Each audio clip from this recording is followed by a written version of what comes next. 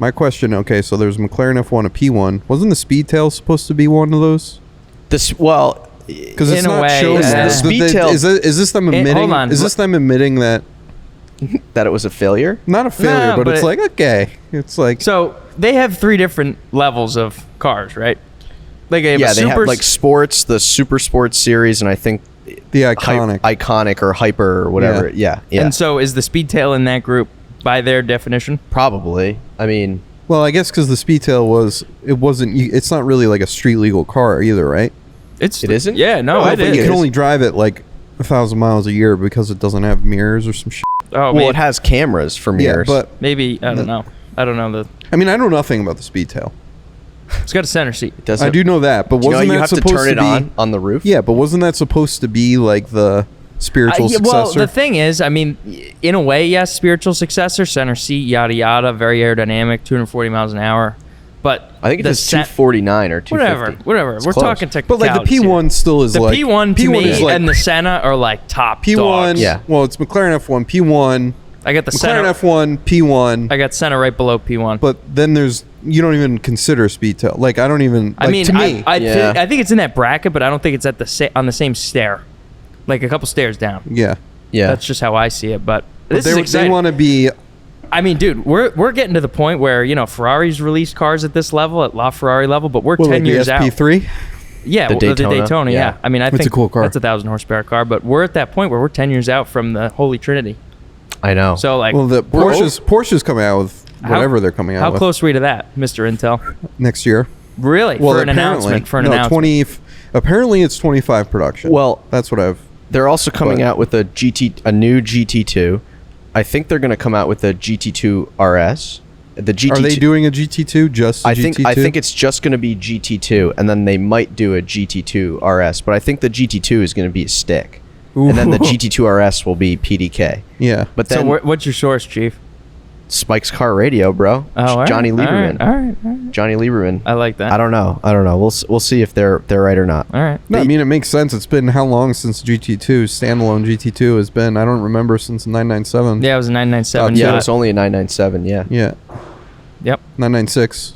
Obviously, there was a GT2, but I don't remember. No. But we're due for hypercars.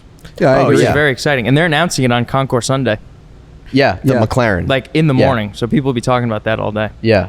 No, that's a cool car. I think, Sean and I went to Pebble this year, and the overall theme, I feel like, and maybe that's kind of been the vibe for the last couple of years. It's like you drive around, you see all the craziest cars, but like all the car spotters and everybody are trying to see the hypercars. Koenigsegg's. And there were 17 Koenigsegg's in a parade leaving the Quail or something this year. So stupid. Absurd. Like, to see how many of them is just like... It just numbs you, doesn't it? Well, no, I know, but that's the thing about social media now. That's kind of like what I kind of hate about it. It's like you just... Oh, I've seen that before on that page. It's like you just... I wish you could just never... Like, the shit that excited me, the best thing that happened... Here we go again with the story of the whatever it was. I ran across the highway. No. Best thing to see the Enzo. Not the Enzo. The best thing that happened. Best thing that happened at Motor Week was when we were leaving. Yes. Oh my God! I'm gonna leave. Wait. This is so bad. Best thing that happened. Wait, No, I mean week, best like car spotting thing, right? And because I didn't even realize, like, okay, yeah, we're at Pebble, but like, I didn't even realize like the Ferrari thing is its like own thing. Oh, at the Concorso Ferrari. At Yeah. Pebble, Yeah. they have their own It's like field a whole- with like but it's a like their own crazy show. amount It's of like- things. Yeah, I don't even know. Major deal. Wait, no one talks about it. No one talks about it. I also just don't really care. So it's like Barry's locked in. When he's at an event, he's working. It's Yeah, like it's I don't give a blinders on. So it's like whatever. I'm not here for that, and I didn't even know. I thought it was just like Casa Ferrari. Nah, I It's hear like you go there and you have like a cocktail, but it's like an actual event. I didn't realize, Big and deal. the cars were nuts. Yep. But those cars aren't on the the show Pebble like up Beach. the hill. They're not like at Pebble Beach. They're whatever. So we're leaving, and so mad about this. Oh, I remember this. Go. So mad about so we're leaving, and anyone who's been there knows it's just traffic nightmare all the time there because it's in a very whatever. And all of a sudden, we're passing the lodge, and then we're sitting in traffic. It's me, Antonio. Antonio just finished filming something with his phone, and Jacob and Lee, and we're leaving, and you just hear like, and then all of a sudden, just absolute pure. This is the greatest noise you've ever heard, and a Ferrari 250 GTO just absolutely cooks by us, and it's like the one of the most beautiful spec ones. It's that like blue and yellow one, yeah, and it is just like heavenly how good it sounds. Antonio just finished filming and didn't get it. I was so But it's mad. like that's the stuff I love. It's just like the natural, Yes, like when you yes. see like there was no one filming it. It was just purely. Well, this, no, somebody filmed it, Well, and somebody I filmed wish it, but I you know what I filmed mean? it because I when open It's not Instagram. like What there I was mean, a crowd of There's not zombies like there. a crowd of Yeah. zombies, like Yeah. the kids and the cameras. It was just an owner literally leaving the event and like, I'm gonna because I don't drive this car a lot. Probably I want to listen to it. I'm gonna just absolutely cook here for a minute. It was so and glorious. that is probably why he bought that car, for that noise. I mean, it is ridiculous. Can we talk about V12s and cooking and enjoying your drive? Like you guys went on the tour in the Oh, the Miura. Lamborghini Oh my was God. ridiculous. That car's got a great That- sound. That was that. That was like we were like semi-cooking. Yeah. yeah, but I mean, But there was points when You get clogged up and- the yeah. Lamborghini, the Miuras are made to be driven, and they don't like to go slow, and they in my opinion, and it's. I've never driven a 275 GTB. I've never driven obviously a 250 GTO. That thing sounded epic, but I honestly don't think there's a better sounding V12 than that car. oh, it was. She's got a probably growl not. to it. I mean, it was so good.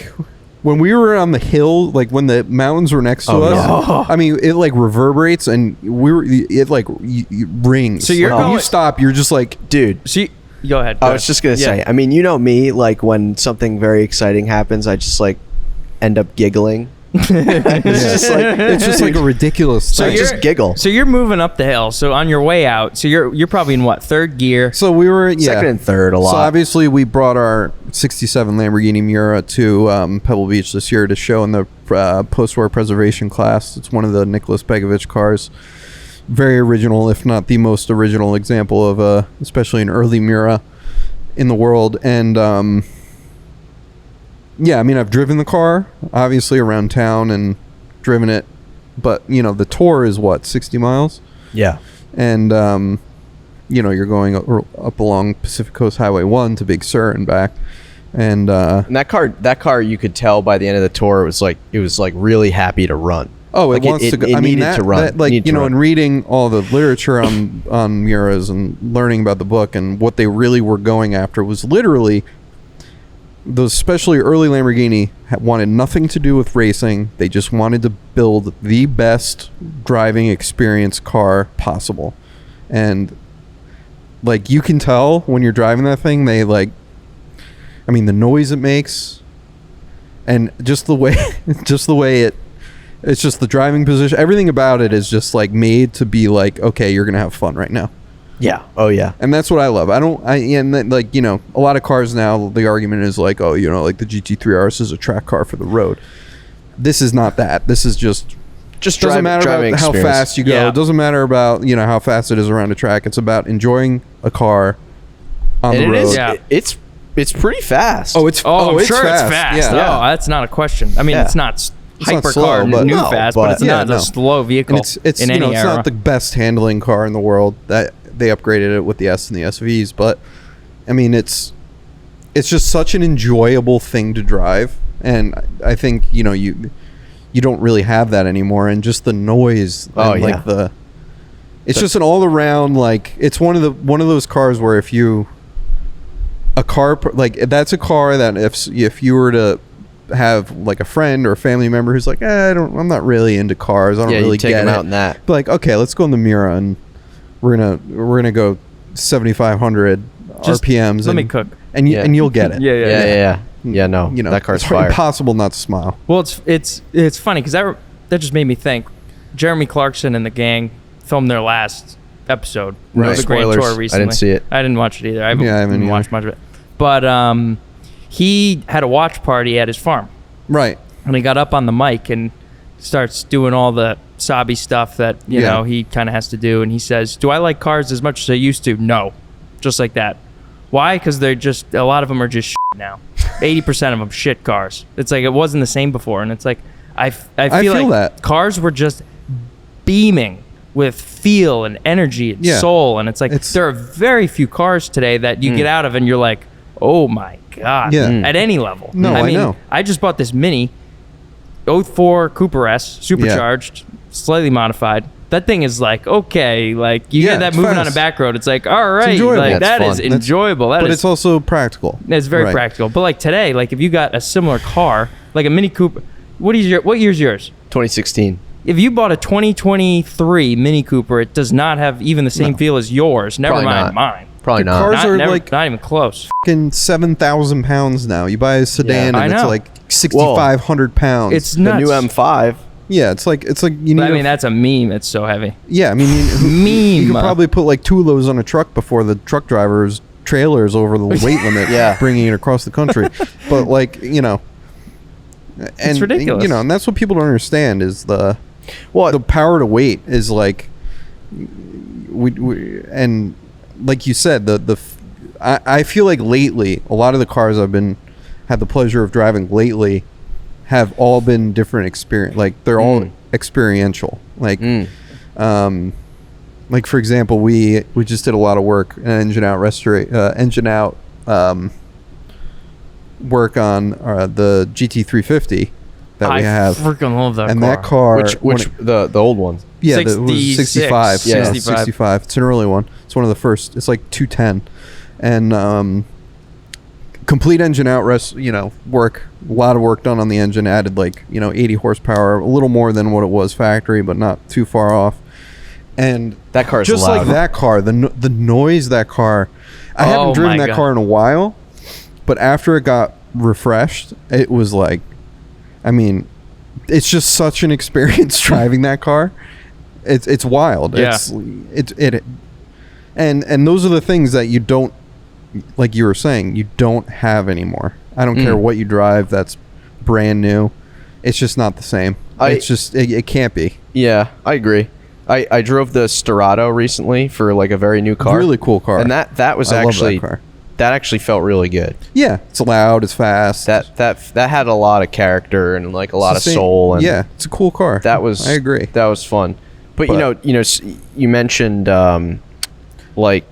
honestly, Gordon Murray is the only one who's cars. Dude, he gets it, and he understands how to translate like engineering into feelings that are in your body, and he's done such a great job with that throughout his entire career. Well, that's kind of like what I was wanting to get into before with like Pebble and stuff and the hypercars. Yeah, I feel like half of, I don't know, I don't want to put a number on it, but a lot of people want the hypercars, but now you're starting to see, especially this year at Pebble and like at the Quail and stuff, like all of the resto mods. Like I think people are starting to go back to wanting to have manual transmissions and to have like the resto mod look and have older cars that are slightly updated. I feel like there's kind of like one half of it's going like super like focused tech, like the car can basically drive itself, and other people are kind of searching for a feeling, analog. Like that Tuttle GT1. That car is awesome. Bonkers. Yeah. The How was that in person? It's awesome. It's incredible. Proportions work. It's sick. Oh, it's so good. Yeah. I think that sold out too. I think that was the best car at the Quail. Really? Yeah. It's good in my opinion. I still like the 911K better, but because they had that at Salon Privé and the 911K, I think the 911K is the one car I would buy right now. If I were to buy a car, two very different cars. But what I'm saying is from the same brand. Yeah, besides like an Emery or something like that, but it's there's a lot of companies out there right now trying to figure it out, if that makes sense. Whether it's like electrifying older cars, or that seems to be a thing right now. There's a few of those brands like the Jaguars and the Land Rovers and the Porsches. Sacrilege. It makes sense for a Land Rover. It doesn't leak. There's like an Evolorati or something. Yeah. Oh, yeah. On a 964. But there's a lot of different brands, or the different startup or whatever you want to call them, just trying things out